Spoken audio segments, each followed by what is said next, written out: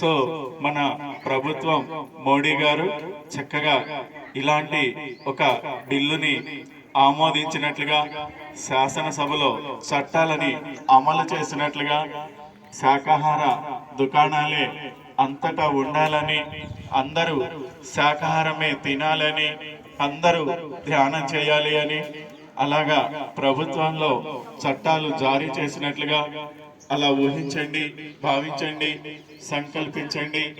రాజుగారు తలుచుకుంటే దెబ్బలకి కొరవ అన్నట్లు మరి ఒక్క నైట్లో, ఒక్క ఓవర్ నైట్లో గవర్నమెంట్ తలుచుకుంటే, ప్రభుత్వం తలుచుకుంటే ఈజీగా అంత శాకాహారమయం అయి తీరుతుంది.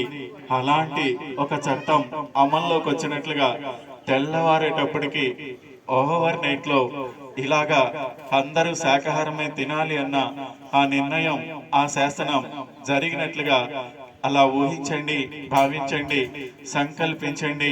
ఈ భూమి మీద ఎక్కడెక్కడ ఉన్న మాంసాహార దుకాణాలన్నీ మాయమైపోతున్నట్టుగా, అన్ని కేవలం పండ్ల దుకాణాలు, శాకాహార దుకాణాలు, కాయగూరల దుకాణాలే అన్నీ ఉన్నట్లుగా అలా ఊహించండి. ఎవరి నోట విన్నా